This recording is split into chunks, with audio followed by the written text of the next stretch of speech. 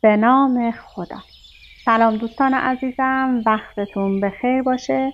پادکست صدای سکوت امروز رو با کتابی زیبا شروع میکنیم. اسرار خود هیپنوتیزم، نویسنده صمد ولیزاده، توسط نشر زرقلم در تبریز در سال 1370 به چاپ سومش رسیده. کتاب جالبی هستش که امیدوارم خیلی خوشتون بیاد. خیلی قدیمی هستش و من کتاب‌های قدیمی رو خیلی دوست دارم چون اطلاعات مفیدی رو به ما میده بدون سانسور. شد آنکه اهل نظر بر کناره می رفتند، هزار گونه سخن در دهان و لب خاموش، به بانگ چنگ بگوییم آن حکایت ها که از نهفتن آن دید سینه میزد جوش. اسرار خود هیپنوتیزم. با من همراه باشید که این کتاب زیبا رو با هم ورق بزنیم. آموزش کامل خود هیپنوتیزم برای همگان. نویسنده به جرئت میتواند بگوید که این کتاب بهترین و کاملترین کتب منتشر شده در مورد آموزش خود هیپنوتیزم می باشد که همه علاقه‌مندان می توانند بدون نیاز به متخصص هیپنوتیزم در مدت زمان خیلی کم خود را به درجات خوب و قابل استفاده ای از هیپنوز رسانده و به راحتی قادر به خوددرمانی و خودبهسازی مؤثرتر بشوند. صمد ولیزاده. ما جانا سخن بگو که بر صفحه جهان این نقش ما ندا ز قلمت یادگار عمر. این کتاب به این سوالات و سوالات زیاد دیگری پاسخ می‌دهد. چگونه می‌توان در جیب مخفی وجود انسان را باز کرده از آن استفاده نمود؟ ماهیت هیپنوز، تمرکز فکر، ضمیر ناخودآگاه، تلقین و ریلکس چیست؟ چگونه میتوان کسی را هیپنوتیزه نمود؟ چه امراضی به وسیله خود هیپنوتیزم درمان میشوند؟ چگونه میتوان با خود هیپنوتیزم شخصیت خود را تغییر داده و اختلالات شخصیتی را درمان نمود؟ چگونه میتوان بر عواطف و احساسات خود حکومت کرد؟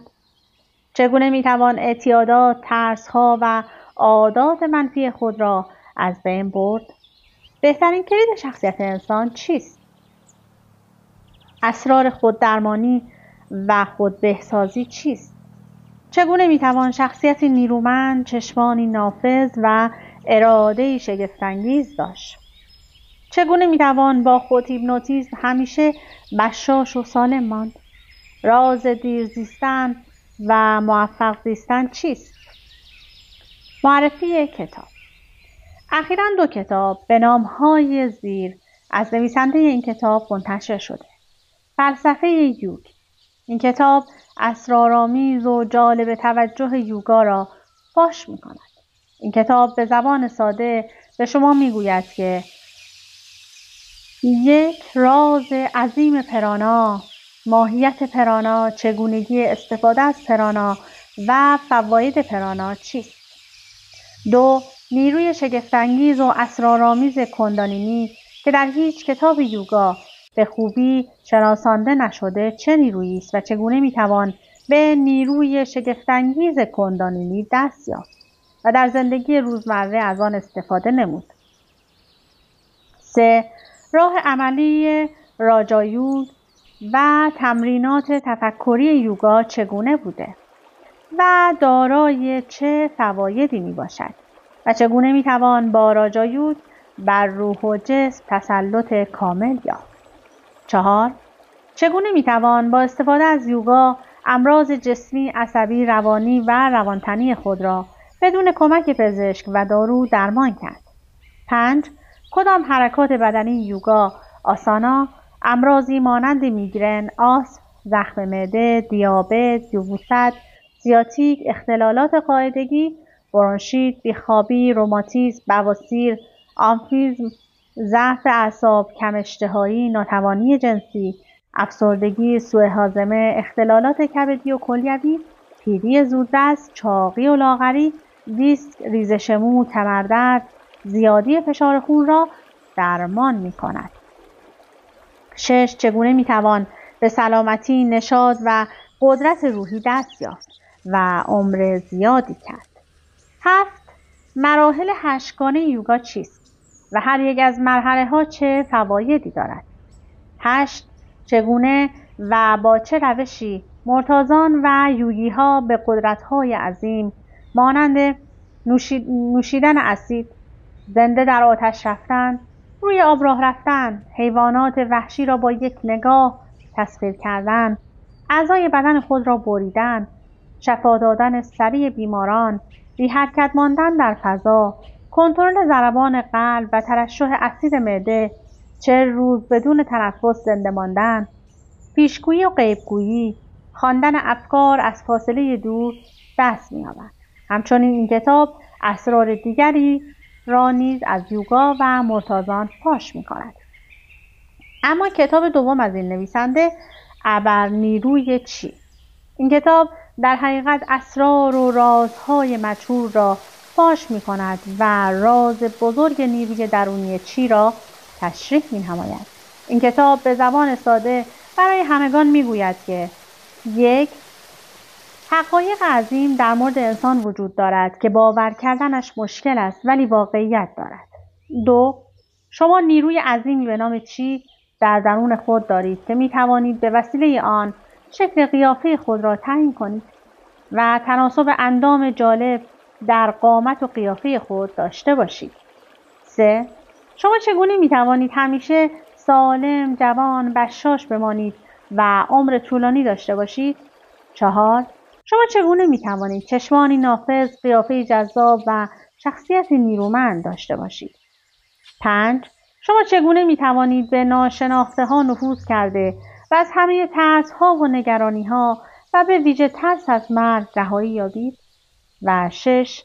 شما چگونه می توانید با استفاده از علوم روحی و فراروانشناسی به این قدرت ها دست یابید؟ قدرت ترکیب شدن با ذرات خود و غائب شدن از نظرها، پرواز کردن در هوا مثل پرندگان و از بین بردن جاذبه زمین، وزن خود را بیش از اندازه سنگین نمودن، داشتن سرعت فوق‌العاده و طی‌الارض کردن، قدرت درک و فهم سریع مسائل، قدرت ایجاد مانیتیزم در چشمها و انگشتان خود برای مانیتیزه کردن دیگران، قدرت شفا بخشیدن با لمس دست و با نگاه به بیماران. 7. شما چگونه می توانید با استفاده از تلپاتی و ارسال فکر با افرادی که در فاصله های دور هستند ارتباط برقرار کرده و از موقعیت آنها مطلع شده و احساسات و افکار خود را به آنها مخابره کنید و با استفاده از تلپاتی کینه اجسام و اشیا را با نگاه و اشاره دست بدون لمس کردن از فاصله دور تغییر مکان بدهید و با استفاده از کلوریانس مکانهای دور را ببینید. از تلکینسیس که این اجسام رو میتونیم بدون لمس کردن متوجه بشیم. 8. شما چگونه میتوانید از اسرار عظیم مانیتیزم آگاه شده و با استفاده از تمرینات لازم یک مانیتیزور شوید و دیگران را مانیتیزه و هیپنوتیزه کنید. 9. شما چگونه میتوانید دارای ضربات و دستان قدرتمند شوید و با یک ضربه دست قوی ترین فرد را از پای درآورید. این کتاب اولین و کاملترین اثر مدون در مورد اسرار نیروی درونی چی می باشد. این کتاب با اینکه با یک محور ورزشی سبک‌وزنی تای چی نوشته شده ولی دقیقاً نظری فراروانشناسانه به نیروی عظیم درونی چی و دیگر نیروهای درونی انسان و علوم هیپنوتیزم، مانیتیزم، تلپاتی، تلپیشی، فوتوپیشی، تلکینسیس و کلوریانس دارد.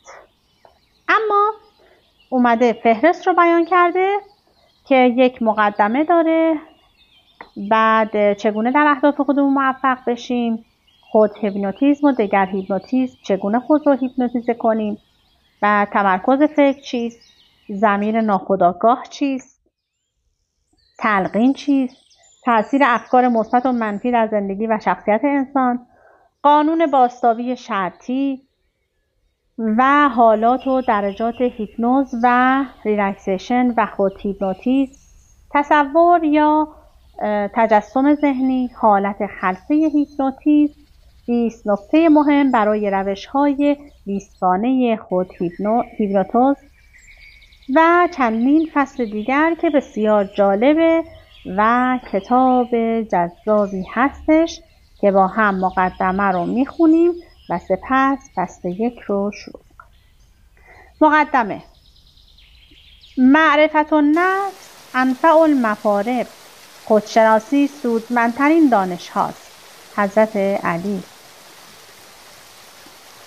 دست از مس وجود چو مردان ره بشوی، تا کیمیای عشق بیابی و زر شوی. از زمانهای قدیم افراد باهوش و متفکری بودند که به وجود نیروها و استعدادهای عظیم درونی خود آگاهی داشتند و هر کسی به اندازه اطلاع و توانایی خود از این نیروهای بیکران خدادادی استفاده می‌کرد. افرادی که از نیروهای درونی خود و قدرت روحی خویش مطلع بودند، بیشترین استفاده را از این نیروها می‌کردند. با مطالعه نظریات دانشمندان و متفکران پیشین به خوبی متوجه این موضوع می‌شویم. در سخنان پیامبران و در تعلیمات ادیان آسمانی نیز وجود نیروهای بزرگ و مهم در درون انسان اشاره جدی شده است. در مکتب اسلام تأکید فراوان بر خودشناسی وجود دارد، تا آنجا که پیامبر اسلام می‌فرماید من عرف نفسه فقد عرف ربه، یعنی کسی که خود را بشناسد خدای خود را نیز می‌شناسد. زیرا انسان با شناخت خویش و استعدادها و اقتدار خود به وجود آفریننده این استعدادهایی پی خواهد برد و هر فردی که نیروهای موجود در درون خود را بشناسد بلا شک با فروتنی کامل در مقابل آفریدگار جهان و جهانیان سر تسلیم فرود آورده روی بر خاک ستایش و عبادت خواهد گذاشت. هر که را آینه صافی نشد از زنگ هوس، دیدش قابل رخساره حکمت نشود. ما معتقدیم که آدمی دارای نیروها و اقتداراتی است که اگر به قسمت کوچکی از آنها دست یابد مسیر زندگی خود را بر وفق مراد خود خواهد کرد. وقتی به اندیشه می نشینیم متوجه می شویم که آدمی همیشه طالب کسب قدرت‌های مهم و شگفت‌آور بوده است. مطالعه داستان‌ها، افسانه‌ها و اساطیر اولاً مؤید این موضوع است که نوع بشر همیشه طالب کسب نیروهای عظیم و نامحدود و عاشق تسلط بر وجود خود و بر طبیعت بوده است. ثانیاً در گذشته افرادی بودند که به قسمتی از این قدرت‌ها دست یافتند و از آن در زندگی خویش استفاده می‌کردند. گفتنی است که آدمی از زمانهای قدیم در پی دست یافتن به قدرت‌های بزرگ در تکاپو بوده است. ولی جز عده معدودی که به نیروهایی دست یافته بودند، بقیه همیشه به بیراهه رفته و بدون هیچ دستاوردی عقب می‌نشستند، زیرا راه صحیح آن را نمی‌دانستند. در بیابان فنا گم شدن آخر تا کی؟ ره بپرسیم مگر پی به مهمات ببریم. بهتر است بدانیم در این کتاب نیز شرح داده شده است که انسان آنچه را که قرنها آرزوی یافتن آن را داشته و برای آن داستانها ساخته، افسانه‌ها پرداخته و پرچم ناله‌ها و شکوه‌ها برافراشته، در درون خود انسان و جیب مخفی او میباشد. گمشده واقعی نوع بشر در جیب مخفی اوست، ولی جز عده‌ای معدود کسی از آن با خبر نیست. پس امروزه آدمی باید دوباره لباس وجود خود را وارسی بکند تا به ماهیت و ارزش این جیب مخفی، یعنی ضمیر ناخودآگاه پی برده به گنج‌های حقیقی دست یابد. شما وقتی که به تلاش جدی پرداخته و جیب مخفی خود را که در کنج ناشناخته لباس وجودتان قرار دارد بشناسید، مسلماً از همه گنج‌ها بی‌نیاز خواهید شد. زیرا اگر شما موفق به باز کردن در این جیب شوید، چیزی خواهید یافت که صدها برابر بهتر و ارزشمندتر از گوهرهای ناب، زمردهای بی‌نظیر، الماسهای درخشان، لعل‌های گلگون، فیروزه‌های نادر و شمش‌های خالص طلاست. به مقصد کی رسی جانا، به جهد خشک حیرانم. نمی‌یابد گوهر غواص تا باشد به ساحل‌ها. این کتاب جیب مخفی لباس وجود شما را که به حق سری از اسرار الهی است به شما معرفی کرده، مکان آن را نشان داده و چگونگی باز کردن در این جیب مخفی و استفاده از گنج‌های حقیقی داخل آن را یاد داده است. پس بشتابید که جای تأخیر و تأمل نیست. بشتاب پی دیده گشودن خود را، زنگار ز آینه زدودن خود را، زنگار ز آینه زدودن خود را. بشر امروزی بیش از هر چیز محتاج آرامش درونی و نشاط و خوشبختی است. امروز سیستم ماشینیسم و رابطه پیچ و مهره‌ای بین انسان‌ها تحت تاثیر تکنولوژی خشک و بیرحم و بی‌جهت بیش از همیشه آدمی را دچار اضطراب و نگرانی، از خود بیگانگی، وحشت، ترس و بیماری کرده است. بشر امروزی باید قبل از همه چیز به اصل واقعی خود برگردد و از دست روابط بی‌مفهوم و خشک اجتماعی که خالی از عواطف و احساسات راستین است نجات یابد. انسان امروزی تشنه آرامش و نشاط است، ولی فرسنگ‌ها از آن دور مانده است. بزرگترین بدبختی انسان امروزی گسستن از مذهب و اسیر نهلیز شدن است و اسیر نهلیز شدن است. انسان این است باید خود را از این پوچگرایی و اضطراب و از خود بیگانگی برهاند. آنچه آدمی را شاد و آرام و راضی و خوشبخت می کند پول، شهرت و مقام نیست، بلکه شناخت خود و هدف خود و آینده خود و داشتن برنامه مفید و امیدوار کننده برای آینده می باشد. فردی که استعدادها، هدف و جهت خود را نشناسد، برنامه مفید و قابل استفاده برای آینده نداشته باشد، راه صحیح برآوردن آرزوهای خود را نداند و اسیر دست امیال بی ارزش و مضر بوده در خواب غفلت باشد، هیچ وقت به خوشبختی و سعادت نمی‌رسد. پس آدمی بایستی با شناخت خویش و هدف خویش مردانه قدم در راه خطیر گذاشته و به طرف قله سعادت و خوشبختی گام بردارد، وگرنه اسیر و محکوم شکست و ناکامی خواهد شد. کاروان رفت و تو در خواب و بیابان در پیش. کی روی ره ز که پرسی چه کنی چون باشی. در ره منزل لیلی که خطرهاست در آن، شرط اول قدم آن است که مجنون باشی. پس آنچه را که انسان آواره و مضطرب امروزی جستجو می کند در درون و تحت تسلط خود او می باشد، ولی متاسفانه از آن آگاهی نداشته و دریا و کوه و بیابان را پشت سر می‌گذارد تا منبع آرامش و سلامتی و نشاط و خوشبختی را بیابد، در حالی که منبع اصلی آرامش و نشاط و سلامتی درون خود او نهفته است و با کمترین زحمت و فعالیت قادر به استفاده کامل از آن خواهد شد. آب در کوزه و ما تشنه دوان می‌گردیم، یار در خانه و ما گرد جهان می‌گردیم. روی جانان طلبی آینه را قابل ساز، ورنه هرگز گل و نسرین ندهد ز آهن و روی. اینک این کتاب را که نتیجه سالها تحقیقات علمی و مطالعات علمی نگارنده در زمینه هیپنوتیزم است، به علاقمندان و شیفتگان راه خودشناسی و خودسازی تقدیم می‌نمایم. صمد ولیزاده، 8 فروردین ماه 1364. با این عجله کجا؟ با رشد تکنولوژی و پیشرفت تمدن بشر دچار دوری خطرناک، عجله مضر و اضطرابی شدید شده است.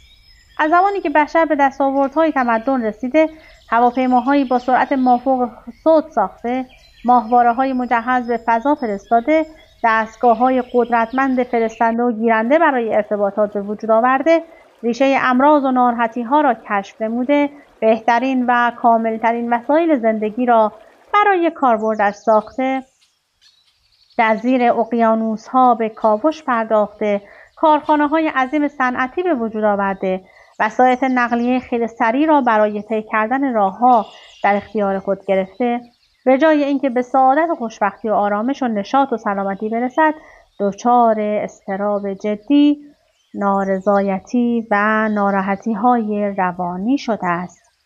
چه چیز موجب این همه اضطراب و خودخوری و فشارهای روانی و احساس بدبختی بشر امروز شده است؟ خود هیپنوتیزم و دگر هیپنوتیزم. علم هیپنوتیزم از جهت مکانیزم اجرا دو نوع می باشد. یک، خود هیپنوتیزم و دگر هیپنوتیزم. اما خود هیپنوتیزم روشی است که یک فرد با استفاده از آن می تواند خود را به حالت هیپنوز وارد کند. در این روش هر فردی می تواند خود را از حالت عادی خارج نموده و به حالت خلسه و خواب مصنوعی که به آن هیپنوز یا هیپنوسیس میگویند وارد نموده و شخصیت، احساسات و عواطف خود را تحت تاثیر شدید قرار دهد. همه انسان‌ها به خود هیپنوتیزم احتیاج دارند. خود هیپنوتیزم در تنهایی‌ها، در روزهای سخت، در اوقات تلخ و ناخوشایند، در زمان برخورد موانع و مشکلات، در مواقع روی دادن مصیبت و ناراحتی و در زمان آشفتگی فکری و روحی میتواند بهترین همدم و مونس یک شخص باشد.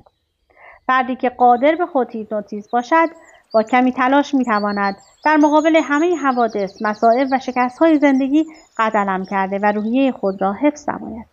همچنین با یادگیری خود هیپنوتیزم فرد میتواند در هر لحظه دلخواه خود را به حالت هیپنوز وارد نموده و به خود بهسازی و تغییر شخصیت و عواطف و کنترل احساسات و شهوات پرداخته و خویشتن را از دست امراض و ناراحتی‌های مختلف فکری و عصبی و جسمی نجات داده و به آرامش و سلامتی و نشاط دست یابد. 2. دگر هیپنوتیزم. علم هیپنوتیزم در اولین سالهای پیدایش آن که به صورت علمی و با اسم مشخص در غرب شناخته شد، از جهت دگر هیپنوتیزم مورد توجه قرار گرفت. هیپنوتیزم قرنها پیش در نزد ملل مختلف، به ویژه ملل شرقی، شناخته شده و مورد استفاده قرار گرفته بود. ولی کشف و طرح علمی و مشخص آن را مدیون دکتر آنتوان موسمر هستیم. دکتر آنتوان موسمر علم هیپنوتیزم را برای اولین بار به صورت علمی و مشخص مطرح نمود و آن را برای درمان امراض به کار برد. در آن سالها خود هیپنوتیزم مطرح نشده بود، بلکه ده‌ها سال بعد از شناخته شدن دگر هیپنوتیزم، خود هیپنوتیزم در غرب شناخته شده و مورد استفاده قرار گرفت. در حالت دگر هیپنوتیزم یک فرد شخص دیگر را به طرق مختلف از حالت عادی خارج نموده به حالت هیپنوز و خلسه میبرد. اما قسمت اول، ارکان خود هیپنوتیزم. چگونه خود را هیپنوتیزه کنیم؟ اولین سوالی که برای علاقه‌مندان خود هیپنوتیزم مطرح می‌شود این است که چگونه خود را هیپنوتیزه کنیم؟ این کتاب تلاشی برای یاد دادن کامل و آسان خود هیپنوتیزم به علاقه‌مندان میباشد. مسئله مهمی که مطرح میباشد این است که برای یادگیری خود هیپنوتیزم آگاهی به یک یا چند فن خود هیپنوتیزم به تنهایی کارساز نیست. یعنی ما نمیتوانیم فقط یادگیری یک فن یا چندین فن و روش خود هیپنوتیزم خود را هیپنوتیزه بکنیم. به نظر من نقص عمده کتب خود هیپنوتیزم منتشر شده در ایران این است که سعی کردند فقط به شرح فنون خود هیپنوتیزم بپردازند. به اعتقاد ما اولین و بهترین شرط موفقیت در خود هیپنوتیزم آگاهی کامل به ارکان خود هیپنوتیزم است. بعد از آگاهی کامل به ارکان، خود هیپنوتیزم به فنون و روش‌های متنوع خود هیپنوتیزم که مطابق و همراه با درجات و حالات هیپنوز شرح داده شدند نیازمندیم. به همین دلیل ما در این کتاب ابتدا به شرح ارکان خود هیپنوتیزم پرداختیم. اما ارکان خود هیپنوتیزم که در این کتاب مورد بحث قرار گرفتن این مسائل می باشند: 1. آگاهی به تمرکز فکر. 2. شناخت ضمیر ناخودآگاه. 3. شناخت تلقین. 4. آگاهی به تاثیرات افکار مثبت. 5. شناخت قانون بازتاب شرطی. 6. شناخت مکانیسم تنفس. 7. آگاهی به حالات و درجات هیپنوز. 8. شناخت ریلکسیشن. 9. آگاهی از مکانیسم تصور و تجسم ذهنی و 10. شناخت حالت خلسه و هیپنوتیزم. 1. آگاهی به تمرکز فکر. فردی که می‌خواهد خود را هیپنوتیزه کند باید از مکانیسم و چگونگی تمرکز فکر آگاهی داشته باشد. کسی که از ویژگی‌های تمرکز فکر آگاهی نداشته باشد موفق به این کار نخواهد شد. اما شناخت ضمیر ناخودآگاه. در مورد هر کدوم از این مسائل توضیح داده. حالا من میرم سراغ اینکه باید چگونه وارد این مرحله بشیم. اما تمرکز فکر چیست؟ اگر به جیب تفکر فرو نکنی سر را، گذشته‌های بقا را قضا توانی کرد. تفکر یکی از امتیازات عالی انسان نسبت به موجودات دیگر است. تمرکز فکر امام زین العابدین علیه السلام. حضرت علی بن الحسین روزی مشغول نماز بودند. در حین نماز حضور قلب کامل و توجه وافر به عظمت باری تعالی داشتند، یعنی در حال تمرکز شدید با آفریدگار جهانیان و راز و نیاز می‌کردند. در حین اینکه ایشان نماز می‌خواندند، یکی از کودکان اهل خانه امام داخل حوضی که پر از آب بود و در حیاط وجود داشت افتاد. افراد خانواده شروع به فریاد و ناراحتی کردند، به طوری که عده‌ای از همسایگان در آن خانه آمده و بچه را از آب بیرون کشیدند، ولی با کمال تعجب دیدند که آن بزرگوار همچنان به عبادت خودشان ادامه می‌دهند. وقتی که نماز امام تمام شد، اهل خانه متوجه شدند که ایشان از ماجرای غرق شدن کودک و آن همه فریاد و سر و صدا هیچ گونه اطلاعی ندارند و چیزی در مورد موضوع نمی‌دانند. وقتی از آن حضرت سوال کردند که آیا سر و صدا را شنیده و موضوع را متوجه شده است، ایشان اظهار بی اطلاعی کرده و فرمودند که متوجه چنین چیزی نشدند، زیرا امام چنان متوجه موضوع عبادت خود با خدا بودند که از محیط قطع رابطه کرده و چیزی از محیط دریافت نمی‌کردند و لذا آن همه دو فریاد را نشنیده بودند. شما متوجه می‌شوید اگر انسان روی یک موضوع تمرکز فکر شدید داشته باشد چگونه از موضوعات دیگر بیخبر خواهد بود و در صورت شدت تمرکز فکر حتی سر و صدا و فریادهای شدید را نخواهد شنید و اصولاً تأثیری از صداها نخواهد پذیرفت. اما تمرکز فکر ارشمیدس ریاضیدان شهیر یونانی تمام مسائل ریاضی خود را در حال تمرکز فکر شدید حل می‌کرد. زمانی جنگی بین روم و یونان در گرفته بود و ارشمیدس با کمک نبوغ فکری خود منجیق‌هایی ساخته بود که سنگ‌های بزرگ را پرتاب می‌کرد و در اثر بکارگیری این منجیق‌ها تعدادی از کشتی‌های دشمن منهدم و نیروهای آنها کشته شده و خسارات زیادی به رومیان وارد شده بود. تا اینکه روزی رومیان موفق به پیشروی شدند و با کشتی‌های خود در سواحل شهر پیاده شده به طرف شهر پیشروی می‌کردند. درگیری سختی بین مدافعان شهر و مهاجمان در گرفته بود.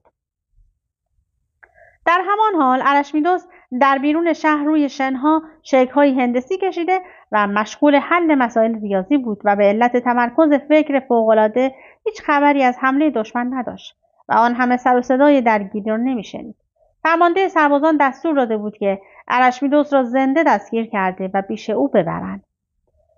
سربازان شهر را فتح کردند و به جستجوی ارشمیدس پرداختند. یک سرباز رومی در بیرون شهر ارشمیدس را در حال حل مسئله و تمرکز شدید فکری دید و چون او را نمی‌شناخت لذا پیش رفته و نشان ارشمیدس را از او خواست و چون ارشمیدس در حال تمرکز فکری شدید بود و فتح شدن شهر را به دست دشمن نمی‌دانست، متوجه وجود این سرباز در اطراف خود نشده، لذا به سؤال او جواب نداد تا اینکه سرباز جلو رفته در بالای سر او ایستاد. چون سرباز در جهت آفتاب ایستاده بود لذا سایه او روی شکلی که ارشمیدس روی شنها کشیده بود افتاد.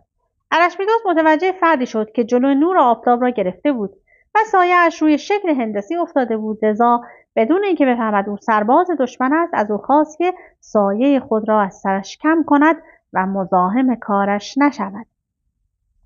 سرباز دوباره سوال کرد ولی ارشمیدس به علت تمرکز فوق‌العاده نشنید و جوابی نداد تا اینکه سرباز برآشفت و با یک ضربه شمشیر سر ارشمیدس را از تنش جدا کرد.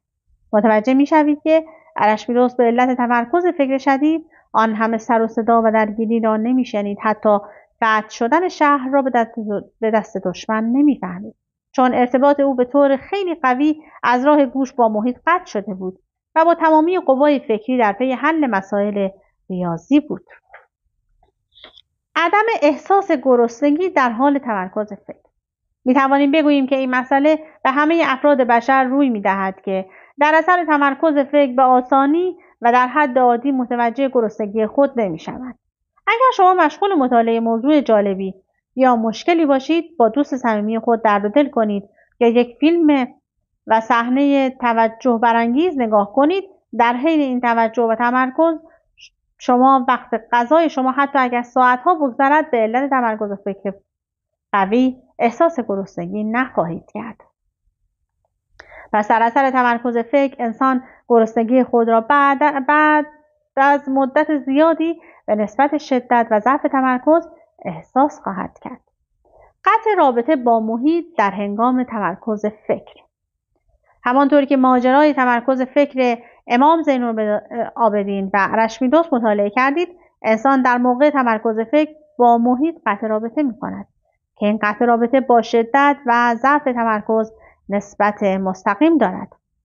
انسان تنها از طریق حس شنوایی با محیط قطع رابطه نخواهد کرد، بلکه در تمرکز فکر شدید انسان با حواس پنجگانه خویش با محیط بیگانه خواهد شد. یعنی حواس مختلف انسان قادر به تشخیص محرک‌های مخصوص خود در محیط نخواهد بود.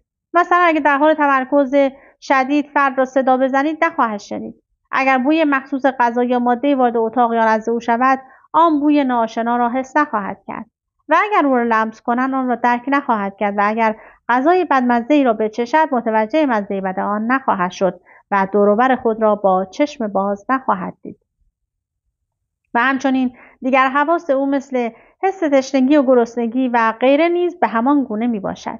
البته کیفیت و شدت و ضعف قطع رابطه با محیط بستگی به شدت و ضعف تمرکز و شدت و ضعف و کیفیت محرک‌های مختلف در موقعیت‌های متفاوت دارد. تمرکز فکر در هنگام مطالعه را توضیح داده و چگونه می‌توان در همه امور تمرکز فکر قوی داشتن علاقه، درجه اهمیت، داشتن احتیاج مبرم، جهت ارزش‌گذاری مسائل مهمی هستش تو این زمینه و نقش تمرکز فکر در خود هیپنوتیزم هم تنها شرط لازم نیست، ولی در جای خود مهمترین شرط می باشد که تأثیر شروط دیگر وابسته به آن است. اما مورد بعدی که توضیح داده چند تا عکس را آورده از هیپنوتیزم کردن این آقای صمد ولیزاده توسط دیگران که دیگران رو هیپنوتیزم کرده. اما ضمیر ناخودآگاه چیست؟ در اندرون من خسته دل ندانم کیست که من خموشم و او در فغان و در غوغاست. انسان بدون وجود هر یک از این دو، یعنی شعور ظاهر و شعور باطن، یک انسان به شمار نمی رود. مجموع این دو ضمیر تشکیل دهنده انسانیت انسان است. زمانی که به هر علتی ضمیر خودآگاه انسان در کار خود دچار ضعف می شود، با میدان فعالیت را ترک می کند، فوراً ضمیر ناخودآگاه جای خالی آن را گرفته و به تصمیم گیری لازم و سپس اجرای آن می پردازد. بهترین مشخصه مکانیسم بیداری و فعالیت ضمیر ناخودآگاه حالت هیپنوز می باشد. ضمیر ناخودآگاه همیشه مواظب فعالیت ضمیر خودآگاه می باشد و تا کمی میدان را از خودآگاه خالی می بیند شروع به فعالیت کرده و جانشین آن می شود. اما فرمانده و سرباز. شما فرض بکنید که یک ساختمانی وجود دارد به نام جسم انسان. در داخل این ساختمان فرمانده قدرتمندی به نام ضمیر ناخودآگاه و سربازی به نام ضمیر خودآگاه وجود دارد. بعد اومده در مورد ضمیر خودآگاه و ناخودآگاه توضیحاتی رو داده و گفته چگونه با توجه به ضمیر ناخودآگاه هیپنوتیزم میشیم و چگونه بازویم بی اراده شده بود میگه یه روز صبح از خواب بیدار شده مشغول مطالعه گشتم. بعد از مدتی مطالعه تصمیم گرفتم خود هیپنوتیزم انجام دهم. لذا با روش حرکت غیر ارادی دست شروع به خود هیپنوتیزم کردم. با اجرای تمرین لازم دست راستم به طور غیر ارادی بالا آمد و در حالت عمود بریدن متوقف شد. آنگاه بازوی خود را در همان حال خشک نمودم، حالت کاتالاپسی، و دقایقی در آن حال نگه داشتم. سپس شروع به تلقین کردم که با هر شماره‌ای که من میشمارم بازویم شل و وانهاده شده کمی پایین میرود. یعنی به خود تلقین کرده بودم که فقط با شمردن شماره بازویم پایین خواهد رفت. یعنی اگر شماره ای را نشمارم در جای خود باقی خواهد ماند. بعد از 3-4 شماره بازویم مقداری پایین رفت. در آن هنگام به علت بیخوابی و خستگی بدون اینکه خودم بدانم به خواب طبیعی عجیبی رفته بودم. در آن حالت میبایستی بازوی من پایین میافتاد. من بعد از حدود 10 دقیقه خواب عمیق طبیعی از خواب بیدار شدم، ولی با کمال تعجب دیدم که بازوی من در همان نقطه‌ای که بعد از 3 یا 4 شماره پایین آمده و متوقف شده بود خشک شده و مانده بود. و با وجود بیخبری من و خواب طبیعی سنگینم زمین ناخودآگاه من بازویم را در آنجا خشک کرده و نگه داشته بود. خب دوستان، بیشتر از این وقت به من اجازه نمیده که این کتاب رو برای شما بخونم. کتاب خیلی قدیمی هستش. اگر دوست داشتین که مطالعه کنین کتاب‌های قدیمی رو، کتاب جالبی هستش. امیدوارم که تهیه کنید و حتما در عصر زمانه ما کتاب‌های هیپنوتیزم بسیار قوی تر از این کتاب نوشته شده، ولی این کتاب هم خوندنش خالی از لطف نیست. امیدوارم که خوشتون اومده باشه و از اینکه با من همراه بودید سپاسگزارم. تا وایس بعدی، خدا نگهدارتون.